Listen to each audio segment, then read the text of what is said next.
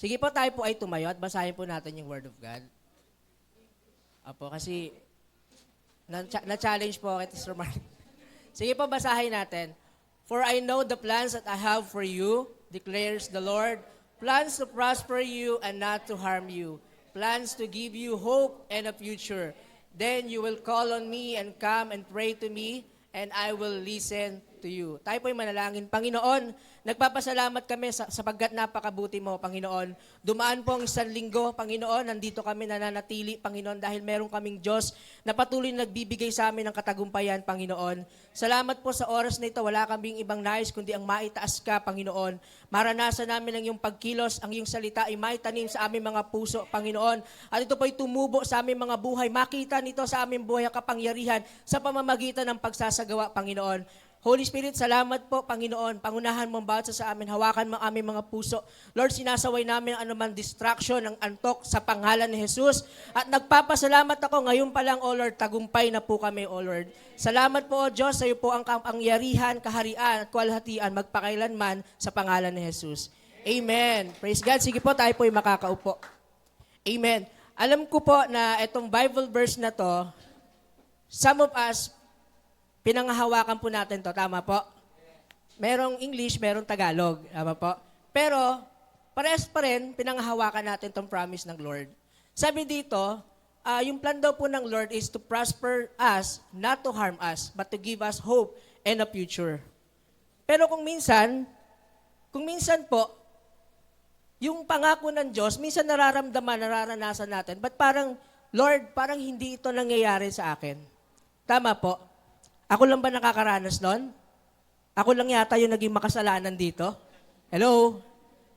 Amen? Lahat po tayo. Kung minsan, di ba, Lord, sabi mo, ang plan mo sa akin, i-prosper mo ko. Pero Lord, 25 years na akong Christian, hindi ito nangyayari sa akin. Hello? Tama po? At sabi dito, not to harm you. Magkaparehas po ba yung salitang harm at hurt? Hindi. Kasi ang sabi dito, not to harm you, pero pinahihintulutan ng Diyos na ma-hurt po tayo. Masaktan po tayo. Physically, hindi po. Pero minsan, emotionally at mentally, nasasaktan tayo. Bakit po? Kasi minsan, nakikita natin, lalo na sa mga unbelievers, minsan nakikita natin, but Lord, bakit mas parang sila yung nagpa-prosper? Tama ba? Wala po bang nakakakita nun? But Lord, bakit yun? Iba ang business niya, pero mas lalo siyang umuunlad. Ako, Lord, linggo-linggo nagsisimba ako, halos mabutas ng yung bangko, Lord, kakaupo. Pero hindi ko maranasan yung prosper na sinasabi mo. Minsan po nararanasan natin, o nararamdaman, o minsan nasasabi natin na parang unfair, Lord. Amen? Narinig ko to minsan sa isang kabataan. Ang sabi niya, bakit yung mayaman na unbeliever, parang sila mas yumayaman, wala naman silang Diyos. Hindi naman sila nananampalataya kay Jesus. Tama po? Agree? Yes. Kasi naiisip po natin yan. We're not comparing yung mga sarili natin, pero nakikita kasi natin. At kung minsan, yun yung nagpapahina sa pananampalataya natin. Kasi minsan, tumitingin tayo sa ating mga nakikita. Dahil ang pananampalataya po, hindi nakabase sa nakikita. Ang pananampalataya po, hindi po physically. Ang pananampalataya po, maniwala ka at mangyayari. Hindi po, kailangan mo munang makita at saka mangyayari. Pero balik po tayo dito. Kumbaga, minsan nararanasan natin ang unfair yung nangyayari. Unfair tayo, Christian. Maraming promise na sinabi si Lord pero hindi nangyayari sa atin. Nitong mga nakaraang buwan po, may mga nakausap akong tao. Sumakay kami sa Grab. And then, sabi niya, kasi napag-uusapan namin yung patungkol sa ayuda. Oh, Ayuda Nation. Woo! Wala po ako natatanggap niya, pero sinasabi niya, sir, unfair yung government. No? Sabi ko, bakit, sir? Kasi yung government, yung mga tax na binabayad natin, ibinibigay lang doon sa mga taong ayaw magtrabaho. Hindi po atake to doon sa mga nag-aayuda, ha? Hindi po. Ito po yung nanggaling sa kanya mismo, hindi po sa akin. Sabi ko, bakit naman po? Can you imagine, sir? Bayad tayo ng bayad ng tax, tapos ibibigay lang doon sa mga taong ayaw magtrabaho. At the end of the day, tataasan yung tax. Di ba, pati yung mga Netflix ngayon, tumaas yung tax, tama po? Pero ang tao, di ba, hindi makapagbigay ng 10% kay Lord kasi yung Netflix po tumaas 12%. Pero nakakabili ng Netflix plan. 12%, imagine 12%. Pagdating kay Lord, 10% lang, hindi makapagbigay. Hello? Pinipili po ng tao. Pero sabi niya, ba po, sa hirap ng buhay ngayon, dati, magwalis ka lang, may 500 ka na. Hello? Di ba? Picture. 500 na po yan. Tama po ba? Paki-correct po ko kung mali. Tama po yan, nangyayari po yan, di ba? Actually, kasali nga dati yung nanay ko dyan eh. Natanggal lang sa barangay kasi hindi nakadikit. Hello? Nangyayari po yan. Hindi po ito, hindi to biro o hindi to atake. Nangyayari yan. Okay? So makita natin, dati walis lang may 500 ka na. Pero ngayon, iba. Kailangan pang bigyan ng 10K para yung isang LGBT magpa-circumcise. Paano naman yung mga lalaki na gustong kumita din ng 10K? Hindi po atake sa LGBT to Nakikita ko lang po yung hindi pagiging fair. Hello? Kasi kung pwede yung lalaki dyan, i-register ko si Dom para may 10K ako.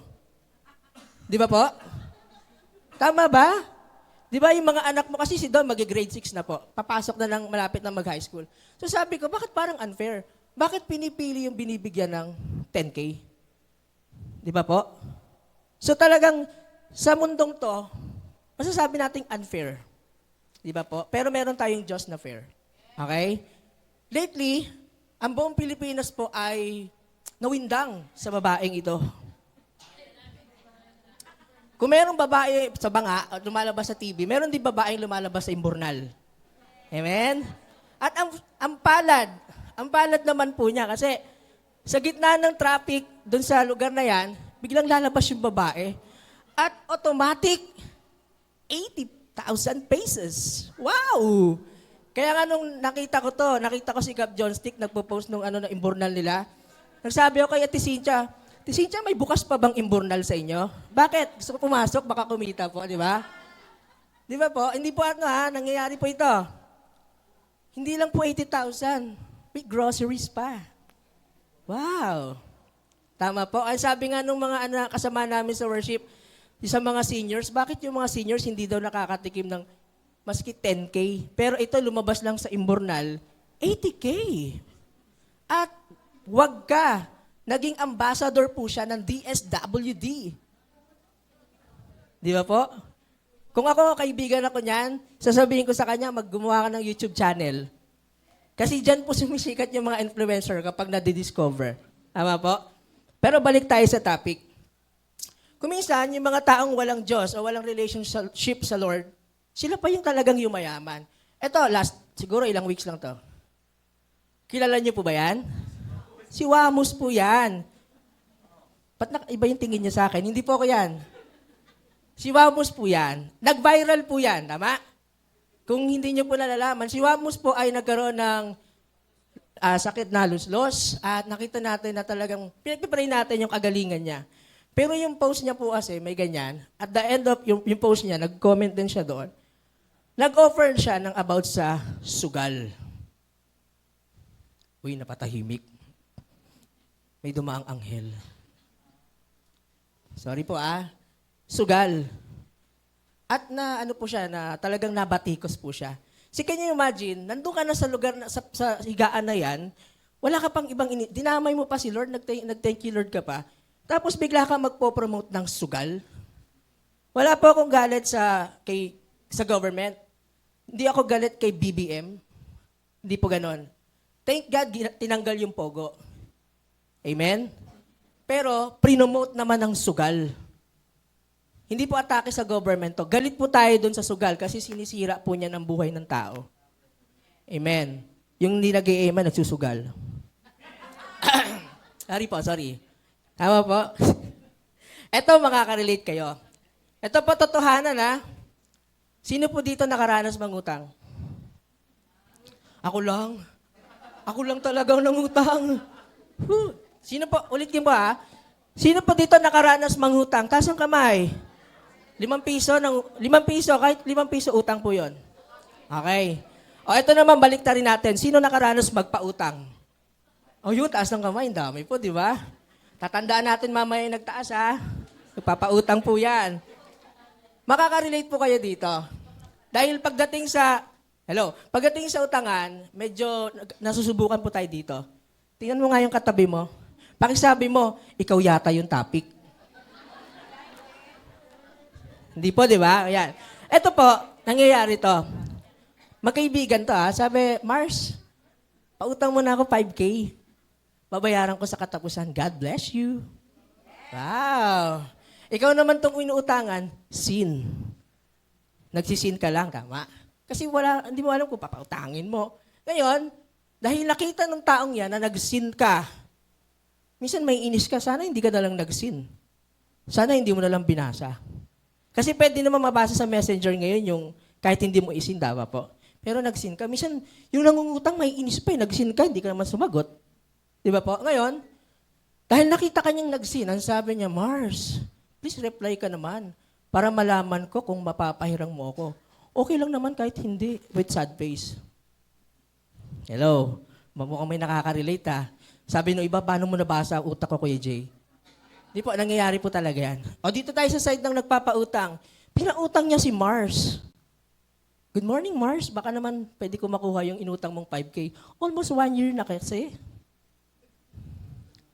Sin. Yung inutangan, nag-sin din po.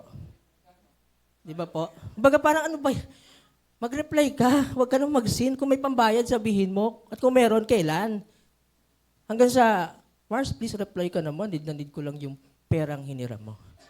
Doon sa both sides, yung umutang at nangutang, sino pang mas nakakainis kapag sinachat mo, puro sin lang? Yung nangutang. Di ba po? Pero, kung minsan, ganyan ang tingin natin sa Lord. Lord, ang dami kong prayer, pero parang sinisin mo lang. Lord, nakita mo may sakit ako, pinagpipray ko to lagi, pero parang sin lang ginagawa mo. Parang, Lord, ano ba? Anak mo ba talaga ako? Mahal mo ba ako, Lord? Kasi parang hindi ka nakikinig sa panalangin ko. Nagsisin ka lang. Amen? At ngayong umaga, pag-uusapan po natin kung bakit ganun ang nangyayari. Amen? Sabihin mo sa kapatid mo, sa katabi mo, kapatid, sin no more. Aba, sandali, teka. Hindi po, ibang spell yung sin. Ayan po yun. Sin no more. Yung iba, sobra naman si Kuya Jay, parang makasalanan naman ako masyado. Hindi po, sin no more. Bakit? Kasi ang Diyos handang sumagot sa mga panalangin natin. Ang Diyos handang sumagot sa mga message natin para sa Kanya. Amen? Ngayon, praise God. Sige po, palakpakan natin si Lord. Ayan. Ngayon, makita natin sa Bible, Bible character po ito, yan, si Abram. Si Abram po, hindi pa siya Abraham kasi that time, wala pa po sa kanya hindi pa siya ama ng maraming bansa. Yan pa lang yung pinawag pa lang siya ng Panginoon na talagang pinaalis siya doon sa lugar nila at pinapunta siya sa isang lugar na hindi niya alam, hindi niya gusto yon. Pero dahil ang Diyos na nagsabi, sumunod po siya. Ngayon, may sinabi sa kanya ang Diyos. Sabi po dito sa Genesis 12:1-2. Ngayon, sinabi ng Panginoon kay Abraham, lisanin mo ang iyong bansa, ang mga kamag-anak mo, at kahit ang sambahayan ng iyong ama, pumunta ka sa lugar na ipakikita ko sa iyo. Sa 2, gagawin kong isang tanyag na bansa ang lahi mo. Pagpapalain kita at magiging tanyag ang iyong pangalan. Sa pamamagitan mo, marami ang pagpapalain. Amen. Can you imagine, si Lord nangako kay Abraham, at kung minsan makita din natin yung sarili natin, na ang Diyos nangako din po sa atin. Bakit po? Dati tayong makasanlibutan, pero tinawag tayo ng Diyos para maging makalangit. At ang sabi ng Lord, hindi kita iiwan ni pababayaan man. May pangako din po ang Diyos, tama? Nakita natin dito, ang Diyos nangako kay Abraham. Amen? Malinaw po, kay Abraham. At papakilala ko po sa inyo si Sarai. Yan. Alam na natin tong kwento na to. Nagre-review lang po tayo. Si Abraham at si Sarai, sila po ay mag-asawa, tama po? At sila po ay seniors. Isa po sila nagalit dun sa babaeng lumabas sa imbornal na nagka-80K. Joke. Ayan. Meron silang alipin, si Hagar. Amen? Si Hagar. Si Hagar po ay Egyptian. Sabi nga ni Pastor, si Hagar, ang Egyptian daw po ay sobrang ganda. At sabi po ng, di ba, ang alam natin ng mga Egyptian parang morena, maitim. Pero ang sabi ni Pastor, ang mga Egyptian daw po ay maputi. Tama po ba, Pastor? Ayun. So, imagine natin si Hagar, maganda po ito. At siya po ay alipin ni Abraham at ni Sarai. Ngayon, huwag natin kalimutan, si Lord nangako kay Abraham. Ama po. Ngayon, I'm sure na si Abraham, sinabi niya kay Sarai yung pangako ng Lord. Parang si Adan at Eva. Bago sila magkasala, sinabi ni Adan, for sure kay Eva, Eva, wag mong kakainin yung bunga na yon kasi ganto-ganto. Sinabi rin ni Abraham kay Sarai yung pangako ng Lord. Gagawin akong ama ng maraming bansa, gagawin kang ina ng maraming bansa. Pero tingnan po natin to, sabi sa Genesis 16. Si Sarai na asawa ni Abraham ay hindi nagkaanak sa kanya. At siya'y may isang alilang babae na taga-Ehipto na ang pangalan ay Hagar. Sinabi ni Sarai kay Abraham, ako'y hinahadlangan ng Panginoon. Can you imagine? Ang gusto lang naman ni Sarai at magkaanak. Pero kaninong sisi ang lumabas sa bibig niya? Sa Panginoon. Tama? Mamaya, maano natin yan. Ang sabi ni Sarai, sumiping ka sa aking alilang babae, marahil ay magkakaanak ako sa pamamagitan niya, at pinakinggan ni Abraham ang sinabi ni Sarai. Look at this. Alam ni Abraham na nangako sa kanya ang Lord. Pero dahil meron siyang asawa na leon, hello, di ba? Nakita niya na, sandali, nangako naman ng Lord sa akin bakit tayo nagmamadali? Pero dahil ang asawa niya, hindi na makapaghintay, at sinisisi pa ang Lord na inahadlangan na para magkaanak siya, sumunod po si Abraham.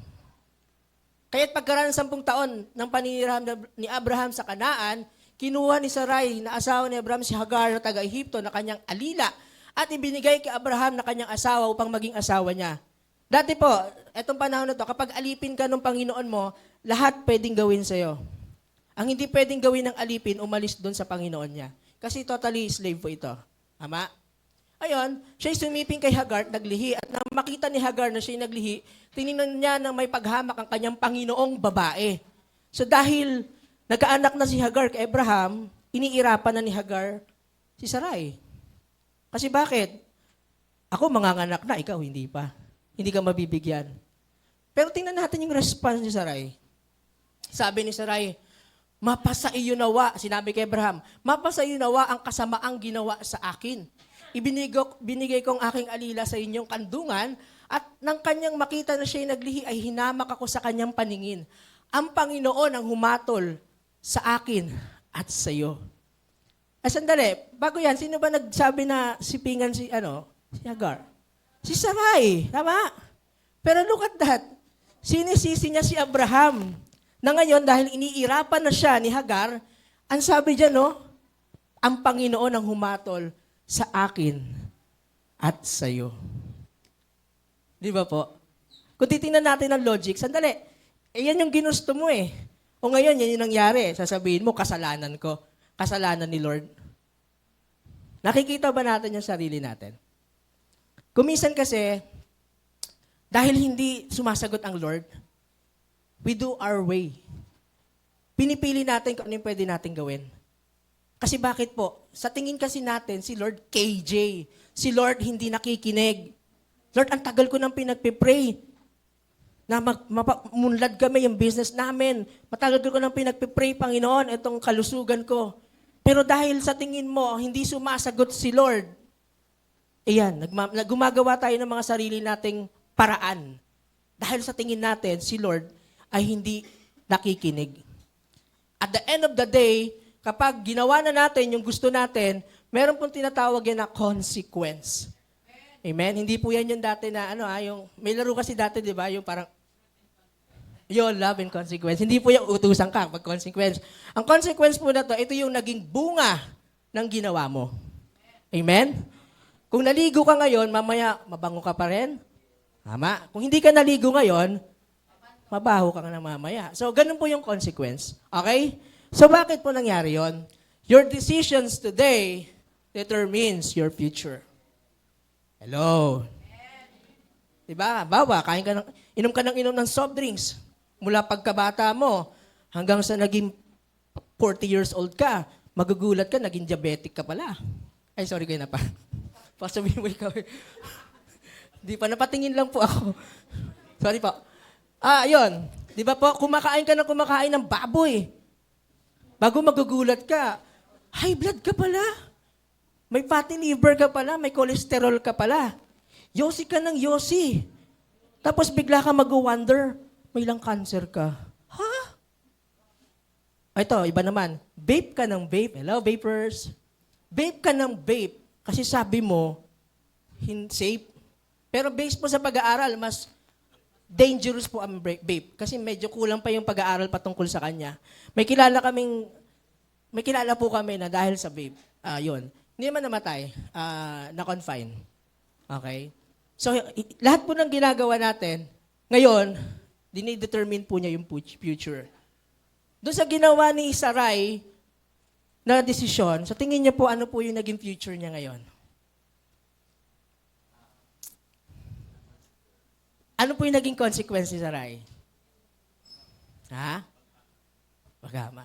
Ito po huwag tayong magagalit dun sa mga Muslim na nakikita natin sa Nobo na nagbebenta ng mga CD, nakikita natin na gumagawa ng cellphone, kasi po ang mga kapatid nating Muslim nanggaling kay Hagar. Yun po si Ishmael. Kaya napansin nyo, ang Kristiyano at Muslim, realidad to hindi sila nagkakasundo. At kahit ngayon, may gera, di ba po? Si Ishmael, sa kanya nanggaling ang mga Muslim. Can you imagine, ang Kristiyano, ang tatay si Abraham, ang mga Muslim, ang tatay si Abraham din. Di ba po? Wala na tayong magagawa, nandiyan ang mga kapatid nating Muslim, dahil po yan kay Sarai. Dahil ang nagdesisyon si Sarai na ganito ang gawin mo sa alipin nating si Hagar, at naando na po si Ishmael. Okay? So meron pong consequences sa lahat ng ating ginagawa. Dahil lang sa naiinip ka, dahil lang sa tingin mo hindi sumasagot si Lord, dahil lang sa tingin mo puro sin lang ginagawa ni Lord sa prayer mo. Lord, todo iyak na nga ako, Lord. Halos dugo na nga yung iniiyak ko . Halos lumuhod na ako, Panginoon, puro paltos na yung tuhod ko. Baba na lang ang hindi. Pero talagang, parang hindi ka nakikinig, Lord. Hello? Hindi naman po lagi agad-agad sumasagot ang Lord . Hindi po siya genie. Hello, hindi po siya genie na, Lord, I need this. Kaanihin mo lang yung lampara, lalabas si Lord, may 3 kang wish. Parang yung politikong pinaglalaban mo, wish konto pa rin ang wish mo. Hello? Di ba po? Kuminsan, mas ano pa tayo sa mga politiko . Diba? Nalala ko yung nanay ko, chismis ko yung nanay ko at saka tatay ko. Sorry. Nung pandemic pa naman po ito, siyempre, may tag dito, halalan. Alam ko naman, makaka-relate kayo . Sabi, vote straight. Sabi nga ng nanay ko, vote straight vote straight. Ay ko, magkano ba ang lapagan? 2.5. 2.5 daw. Ngayon, hindi naman straight, may nalaglag lang na isa, pero ang sabi daw ng politiko, may 2.5 ka pa rin.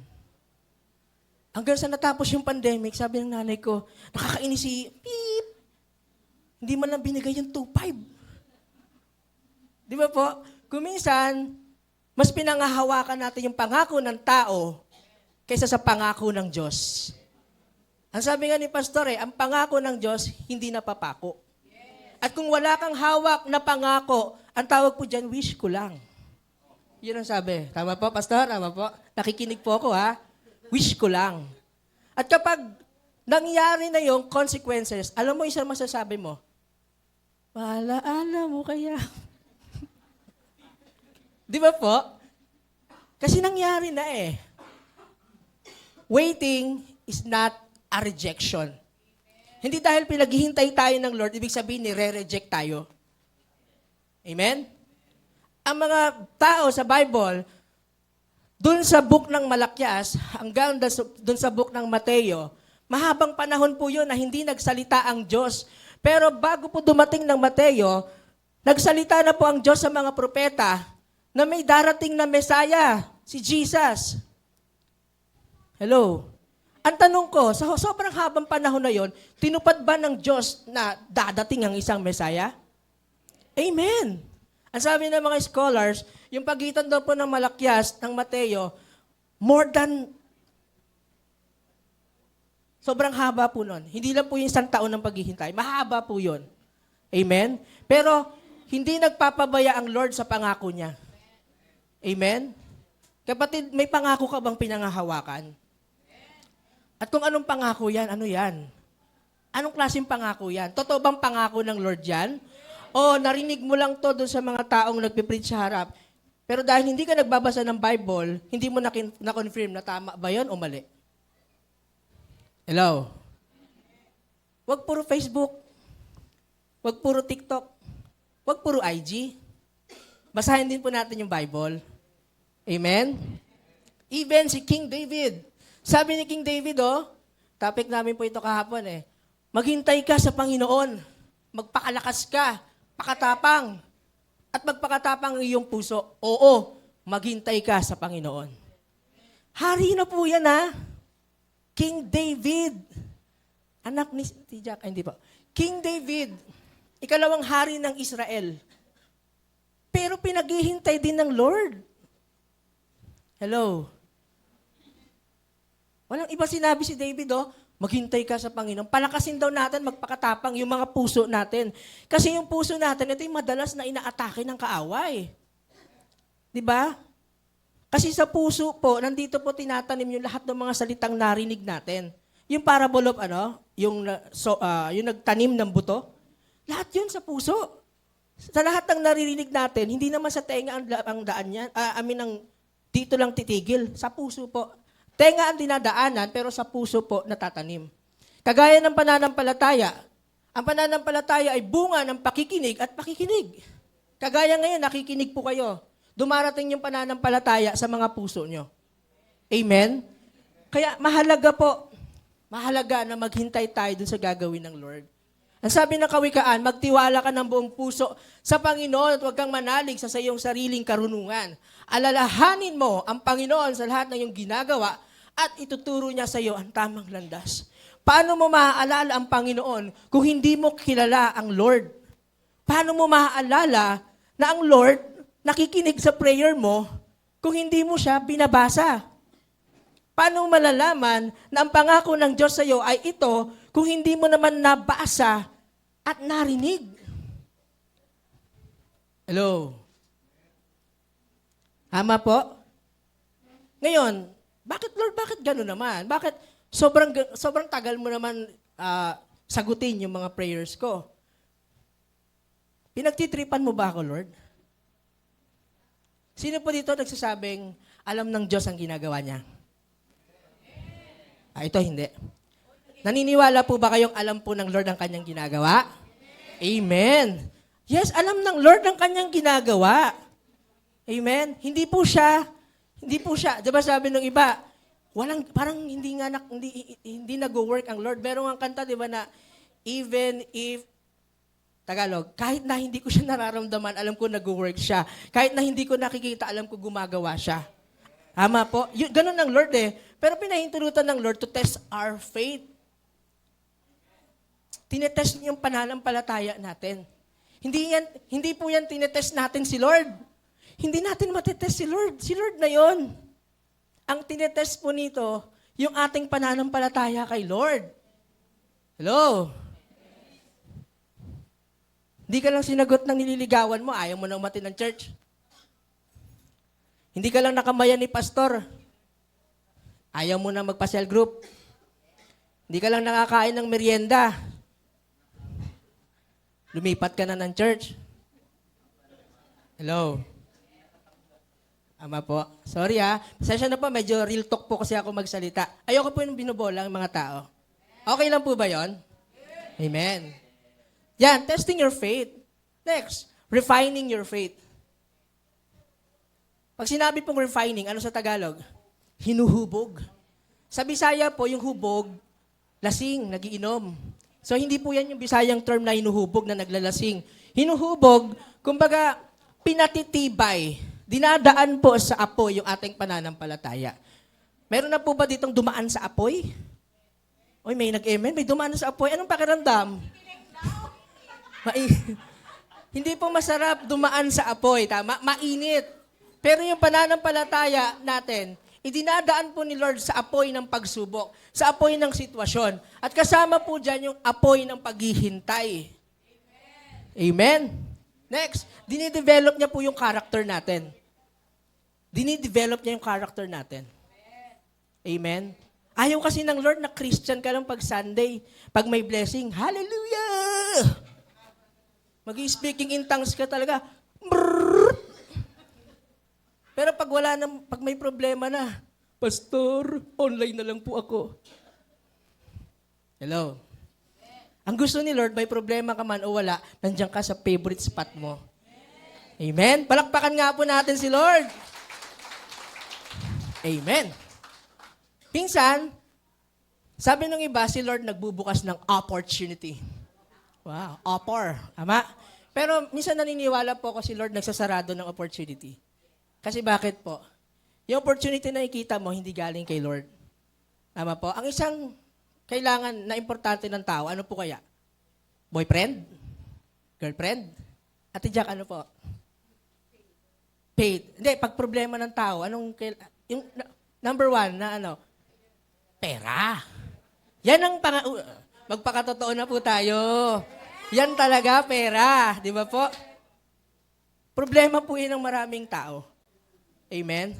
At kung minsan pagdating sa pera, maraming opportunity na binubuksan ng kaaway.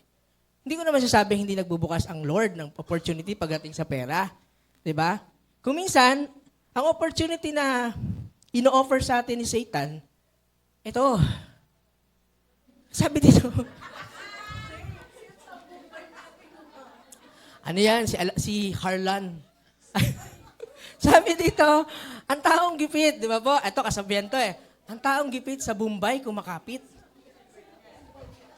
Yung iba, ang sama na ng tingin sa akin. Pastor, wag na po ako pag-preach dito, ha? Yung iba, ang tama ng tingin. Grabe ka. Na-share ko lang po ito, kasi marami pong tao ang nalulubog sa utang dahil po kay Bombay. Hindi man po masama mangutang. Ang masama yung hindi ka nagbabayad. Amen? Ngayon, gusto ng Lord isara yung ganyang opportunity. Ayaw ng Lord na magipit ka sa utang. Ang sabi ng Bible, ang gusto ng Lord, tayo daw po ang nagpapautang. Amen? Ngayon, isasara yan ng Lord. Pero si Satan magbubukas ng bagong pinto. Wow! Parang kinakabahan yung iba kung ano tong bagong pinto na to. Ayan po yan. Hello. Ayan, daming lumunok ha. Ayan. So, nasa panahon tayo ngayon ng technology at opportunity po ito. Ang sabi ngayon, ang taong gupi sa scatter kumakapit. Di ba? Sabi nga, magtatanong, may Gcash ka? Hindi, para saan? May nagtanong sa akin yung ano ng kaibigan ko, may Gcash ka, kuya? Meron, papasahan mo ba ako? Hindi, isasali kita dun sa yung ganyan-ganyan, para magkapera ka. Hello? Yung iba nagtago ng cellphone, no? Tumataya pa naman kanina. Kasi bakit? Napaka-easy na lang to access. May Gcash ka lang, pwede ka nang tumaya. Naalala ko nga si Joshua, nag-offer po sa akin. ng trabaho. Trabaho po yun. Trabaho ang in-offer niya sa akin. At sabi ko, Josh, medyo puno na yung schedule ko. Mag-scatter ka na lang. Joke lang. Ayan. So, yung scatter, sabi ng iba, kaya pumapasok sa scatter para madaling kumita ng pera. Hello? Tama po ba? Kasi ang gusto ng mga tao ngayon, easy money. Diba? Sila Tineng nga, ang gusto ibenta dati, yung hindi yung kidney, may baga ang gusto ibenta, diba? Baga po yung sinabi niya eh. Sabi ko, paano na siya makakahinga kung wala ng baga, diba? Diba? So, pumapasok ang tao sa scatter. Hindi lang po ito pang kabataan, mga matatanda, pumapasok po dito. Kahit mga seniors pumapasok po dito. At nakakalungkot po dahil some of them are Christians. Magiging totoo na po ako sa inyo. Di ba in-invite mo pa ako, Cynthia? De, joke lang. Joke lang. Joke lang po. Lately may nakita ako. Seryoso to lately may nakita ako. Hindi ko na sabihin kung sino. Nung nanalo, nanghingi ako balato. Hindi. So, yan. Balik tayo, scatter. So dahil may problema ang tao sa pera at sa tingin niya, hindi nakikinig ang Lord, hindi sumasagot ang Lord, kaya naman gagawa siya ng paraan para kumita ng pera at binuksan ni Satan ang opportunity para sa scatter. Ngayon, nung day 1, poging-pogi siya. First day of scatter, John Lloyd. Tama po, napakagwapo. So taya siya ng taya. Dahil si Satan, generous daw, ipapanalo ka ng ipapanalo. 10,000 ang tinaya, 100,000 ang bumalik. Bah! Nakita ni Satan, nahuho ka na. 1 month, yan ka na. Hello? 1 month, naging ganyan ka na. Bakit? Yung 100,000 mo, natalo, tapos natalo ka pa uli ng 100,000. Kasi gusto mong maibalik yung 100,000. So, 200,000 na, di ba? Hindi ka tumigil. Sabi mo, hindi. Opportunity na to. Binigay ni Lord sa akin to eh. Kasi binigyan ako ni Lord ng wisdom. Pinakita sa akin to sa Facebook. May ads. At ang alam ko, pag si Lord nangungusap, papakitaan kanya ng sign. Influencer yung nakita kong nagpo-promote. Grinab ko. So after 1 month, ayan na. Haba na po ng balbas, di ba? Nakakalungkot po ito. Nangyayari po ito ngayon. Sa TV, binabalita po ito. Diba? Marami pong, kaya nga yung mga billboard sa Cavitex, yung mga ganyan, nadadaanan natin, pinapatanggal po yan. Kasi nag-encourage sa tao na magsugal.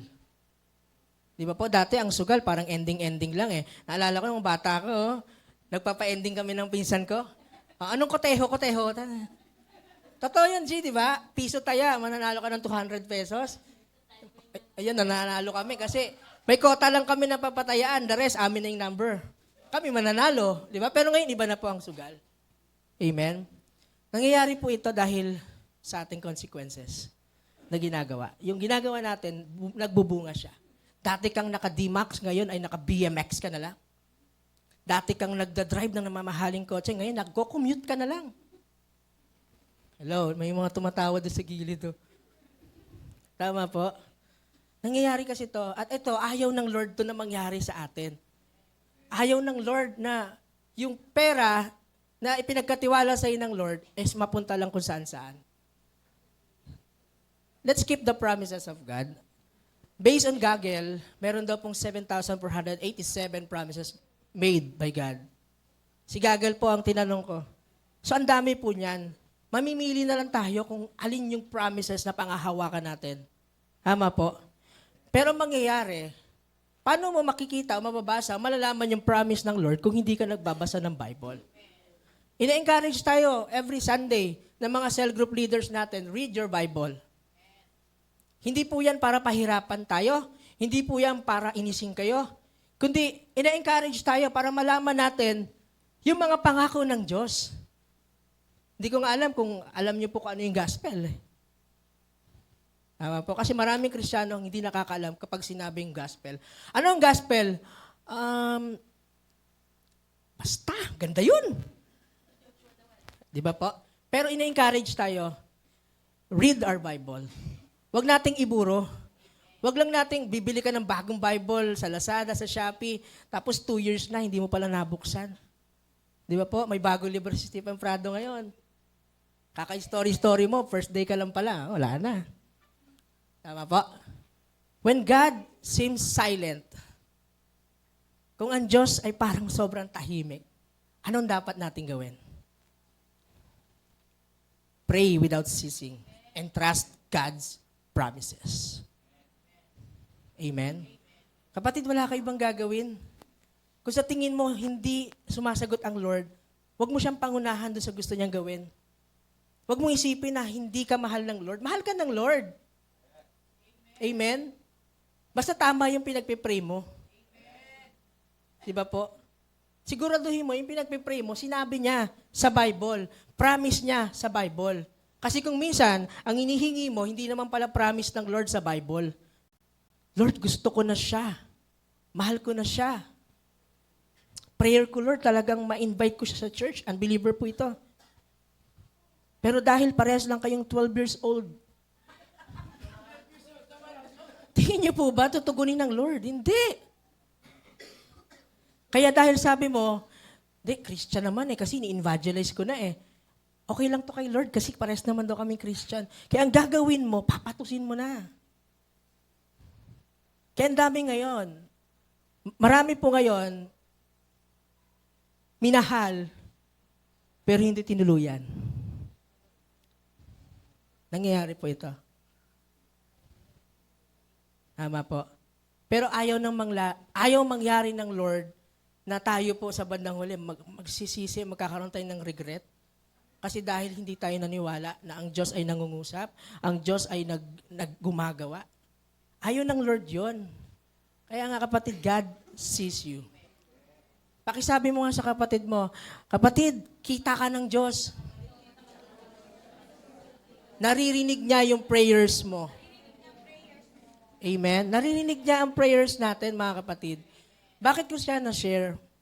Alam ko lahat tayo dumaan sa iba't ibang sitwasyon at pagsubok. Alam ko po, kung tatanungin ko yung isa-isa, may mga testimonial tayo patungkol po dun sa parang nararanasan natin na hindi sumasagot si Lord. 2 years ago, nung umalis po kami sa church na amin pong sinimulan, nakaranas po kami ng kakaibang pagsubok.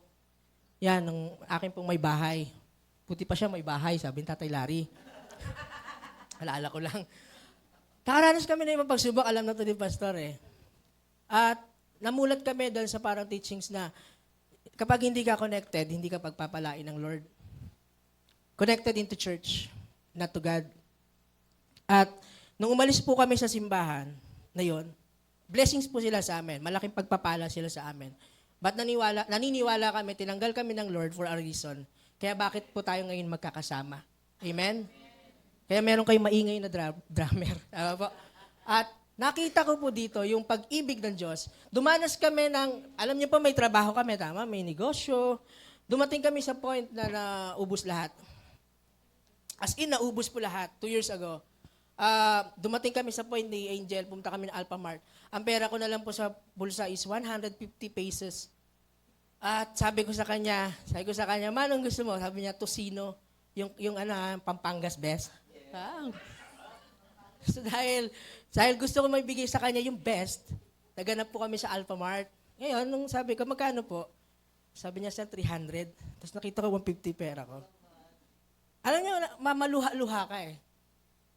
Maluluha-luha ka talaga. Kasi yung ipambibili mo para sa pamilya mo, hindi mo mabili. Dahil dumanas ka ng matinding kakapusan sa pera. Nag-scatter po ba ako? Hindi po. Naganap po ba ako ng Bombay? Hindi po. Tagal nun. As in, ang tagal. Months talaga. Naubos yung savings namin. Yung clients namin, kaubusan din. Nawala. Mas meron pa kami bunso na nagagatas, nagpa-pampers. Sabi nga namin, Lord, saan namin kukunin to? Lord, nasaan ka? Naririnig mo ba kami? Tapos sabi ni Satan sa akin, no, kasi umalis kayo ng church, di ba? Stay connected. Pero sabi ko, hindi naman gano'n ang Lord. Si Lord, kahit saan, pwede mong makita, pwede mong maranasan, pwede kang pagpalain ng Lord kahit nasaan ka. Ang importante lang, itama mo yung puso mo. Amen? Praise God. At nakita ko po, ang unang pumasok sa akin, mag-fasting ka. Ang ganda po ng fasting. For the first time, nakapag-fasting po ako ng 3 days. Walang kinakain talaga. Si Angel po nag-fasting 1 day lang. Hindi na kinaya. Pero ako po, nag-fasting ako, hindi para pilipitin ang salita ng Lord, hindi para pilitin si Lord. Hindi po ganun eh. Tinuruan ako ng Lord na pinag-fast niya ako para sa humility. Tinuruan ako ng Lord na magpakumbaba.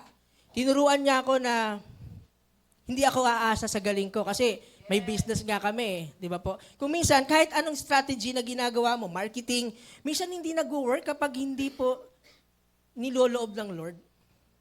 Amen? At nakita ko doon sa 3 days fasting, yun yung tinuro sa akin ng Lord, agad-agad ba bumalik na yung blessing? Hindi po agad Hindi talaga agad. Until 1 week ang lumipas. May client na nakumontak sa akin. Sabi niya, sesendan kita sa PayPal ng $150. Sabi ko, what? Bakit? Hindi ko na po ito nakakatrabaho, dating client lang po ito. Bakit? Wala lang, gusto ko na ibigay sa'yo. Tanggapin mo. Sabi ko, wala akong magagawa, kailangan namin. Tama po. At tinanggap namin yung 150, Naibili namin ng Pampers, naibili namin ng gatas, may na-stock kami. Sumunod, sumunod yung nabili na po namin yung nag-endorse ng Tocino. Ang sumunod po, nagpadala na naman yung isang client na kasama na nakatrabaho namin. $250. Sabi ko, para saan to? Inaano lang ako ng Lord na i-bless ka. Kasi Christian po ito, taga Florida. Sabi ko, thank you Thank you talaga. Ginagamit ka ng Lord sa akin. At isa pang tao nagpadala. $500. 150, 250, 500. Di ba? Laki na po. At nakita ko po yung paraan ng Diyos. Kasi nung binihus niya yung ganong klaseng blessing, may kumontak na sa amin ng mga client. Hey, I need a website. Yeah, alam niyo naman, gumagawa kami website po, di ba? O sige, sure, di nag-usap kami. Doon sa pag-uusap namin, hindi po ako nahirapan. Automatic, na-hire po kami na gawin yung website. Kapatid, hindi bingi ang Diyos. Hindi siya bulag. Hindi siya pipi. Mahal tayo ng Panginoon. Amen? At kung may problema ka ngayon, may pagsubok at sitwasyon ka ngayon, stay connected to God. Maging connected ka kay Lord. Alamin mo yung mga pangako at ikip mo sa puso mo yung mga pangako. Hintayin mo kung anong sasabihin ng Lord. Amen? Tayo pong lahat ay tumayo, tayo po ay mananalangin.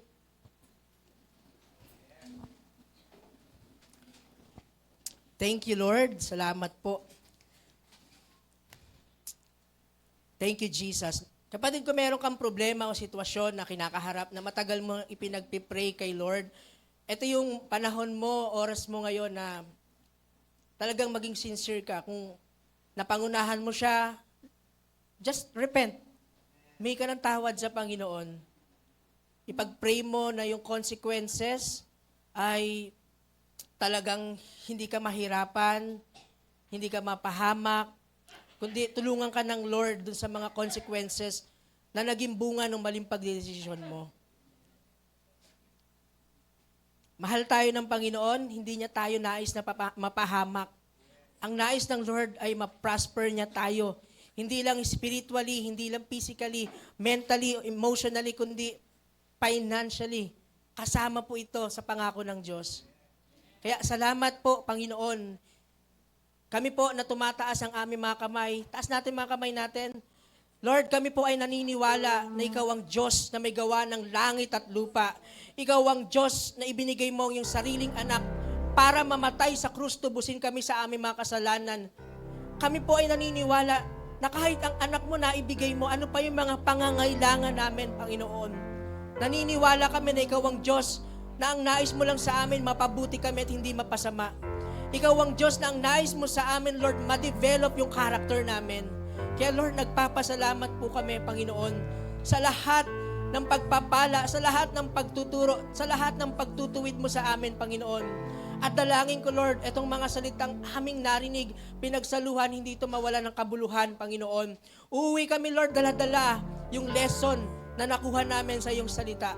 Sapagkat buhay kang Diyos, hindi ka bingi, Panginoon. Kaya ngayon pa lamang, Panginoon, inaangkin namin ang lahat ng katagumpayan, ang lahat ng kasagutan, Panginoon, sa aming mga panalangin. Salamat, salamat po, Panginoon, sa iyo ang kapangyarihan, sa iyo ang kaharian, sa iyo ang kaluwalhatian, magpakailanman, sa pangalan ng Panginoong Hesukristo. Amen. God bless po.